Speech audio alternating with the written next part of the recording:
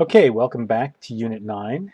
And in Unit 9, we just left off talking about the art historical topic, which was mostly art of the 19th century, starting from realism and going through kind of the early part of modernism all the way up to the artists that are normally referred to as the post-impressionists, so Seurat, Cezanne, and Van Gogh. And um, in the 19th century, one of the things that kind of developed was the fact that there were a lot of artists who started to become employed as illustrators. And illustration is kind of an interesting topic as an art medium because it's not really, unlike all the other media that we've talked about, so let's say drawing or painting or ceramics, they tend to be very specific to a certain set of tools and a certain set of materials. Obviously, the borders are porous, but the definition between still we're pretty clear as the definition. What's the difference between a drawing and a painting, or what's the difference between ceramics? Ceramics is very specific to the material, whereas sculpture more broad, right? But still, we have a pretty good sense of sculpture. Whereas illustration is in some ways a very, very narrow field in terms of what its purpose is, but it's a very broad field in terms of what kinds of materials an artist can use. A lot of the stuff we're going to be looking at would be works on paper, could be pen and watercolor or drawing materials, or could be pen and ink. But a lot of the stuff we're going to be looking at will be painted. But in terms of working in illustration, today there are illustrators who work purely digitally. There are illustrators who work with printmaking. There are illustrators who work with cut and folded paper. There are illustrators who work in sculpture. They make sculptural illustrations, which they then photograph and use for book illustrations. So illustration in some ways is very open to the materials that and the tools that could be used, but very specific in terms of the overall purpose. And so illustration, and next week or next unit, we're going to be talking about graphic design. Illustration is the first media that we're talking about that is generally considered one of the commercial arts. And this is an important distinction because most of the other art media and art forms that we've been talking about before are kind of tied, they're not tied specifically to how the artist makes a living, right? Like in the field of painting, so some of the painters we study maybe never made a living painting. Some of the painters we study primarily lived because just a few patrons supported them. Some worked for kings and queens.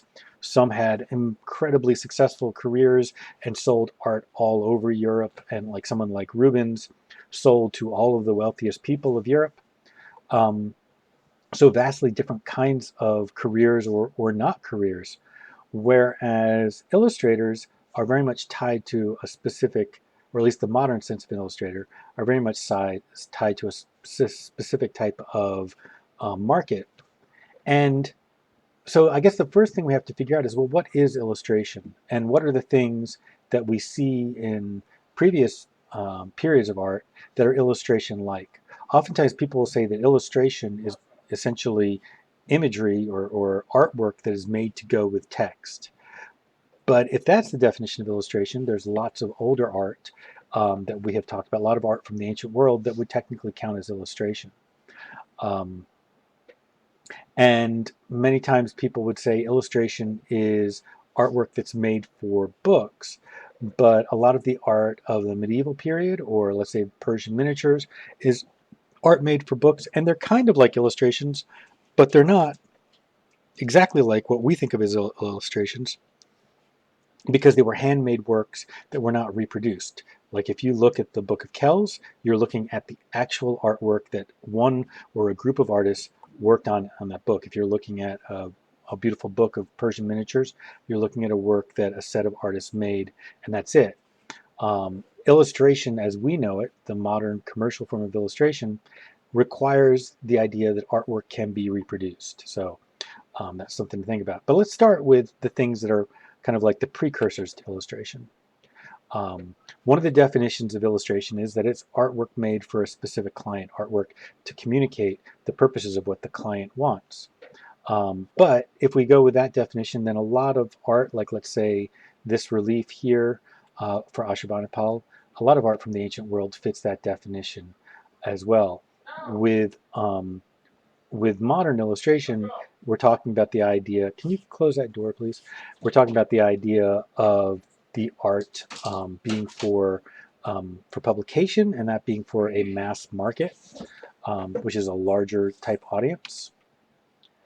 Sometimes we'll use the definition of illustration as being art that supports a text, but here's a great example from the Amarna period Egyptian art, where the art and the text are working together, they support each other, right?